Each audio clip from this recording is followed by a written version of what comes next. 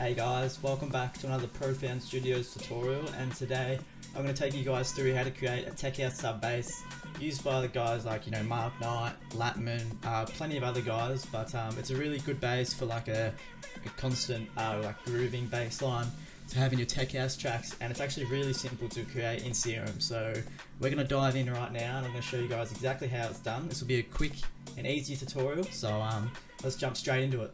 Okay, so here we are inside my FL Studio, and as I said, we're going to be making this bass line in Serum. Let's just take a quick listen to the end result before we go ahead and recreate it. Oh yeah. Very groovy little subby tech house bass. I really like it, and it's so simple to make. So that's why I thought I would dive in and show you guys just how simple it is and how you can use it in your tracks. So it's going to be coming out in our newest preset pack that I'll be dropping soon.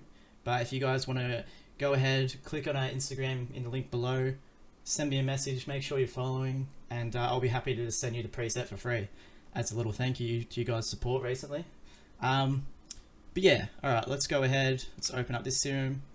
We've got the initial preset. Let's go to the next pattern and let's get started. Okay, so both oscillators are going to be on. Basic shapes on both of them. We're going to make this one a saw wave. We're going to make this one a square.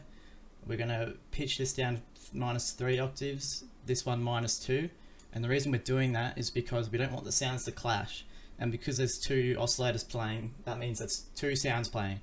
So basically they're going to just be working together to create the one sound, and we don't want them to clash, so we're going to have one an octave lower than the other, if that makes sense. Okay, so now we're going to go ahead, increase the release just slightly, put that maybe 60 milliseconds, that'll do.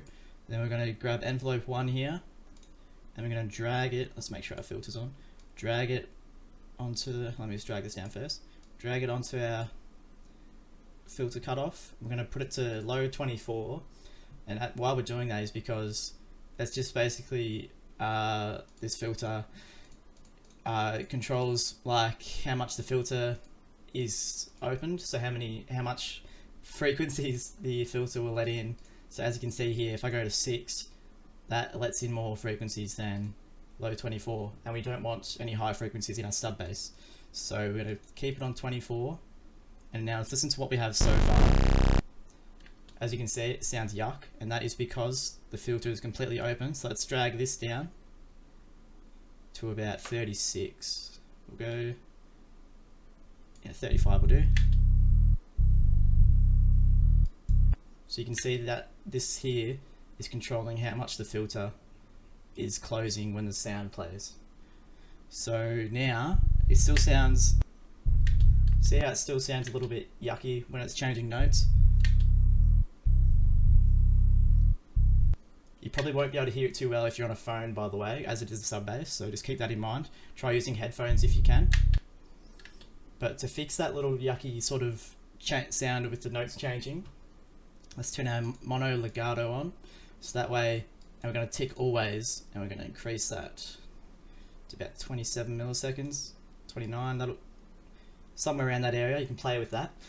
So that way, every time it changes notes, it's going to give that gliding sort of sound, and it's going to sound really smooth.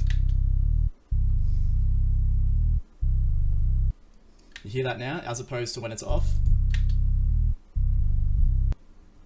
So yeah, definitely make sure that's ticked on. It's pretty important to have in a lot of sort of tech house bass lines. But yeah, that's it for the oscillators. Now let's go ahead. We're just going to touch it up a bit with some distortion. Let's put it on post, keep it as tube distortion. And I guess this here is up to taste, but you don't want to distort it too much for what we're going after. I think that'll do, and then we're just going to compress it a little. Go down to about 30.8. Keep the ratio at 4.1. The attack about around the 70 mark. Release, let's leave that about there, and we're going to increase the gain by about 3 decibels. And there we have it. That's literally it for the bass line. Let's see what it sounds like without the kickstart on. And then we're going to increase that. Let's, whoops, okay.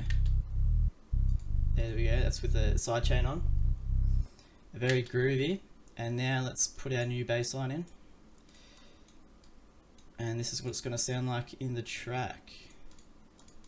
Oh, this is just a little demo I created for you guys to hear what it sounds like. So let's go ahead and listen to this.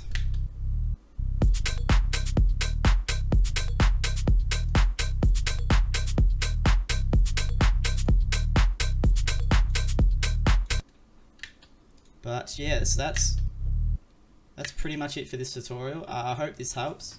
It's quite, as I explained, a really simple bass line to recreate, and yeah, I hope you guys find this useful for your future tracks and productions. Be sure to send a message on Instagram if you're interested in grabbing the preset for free, and I'll be sure to send it right over to you guys. Also, if you haven't checked out our new website, it's in the link below. We just relaunched a new website for our samples and things like that, and it's a much more high quality website. I'm really excited for you guys to check it out. And there is also a discount code, PRO10 for 10% off your next order. So be sure to grab that, and yeah, please, if this video helped you guys, be sure to like and subscribe. It helps out the channel a whole lot, helps new eyes see it, and yeah, I'll see you guys next week for the next tutorial. Cheers.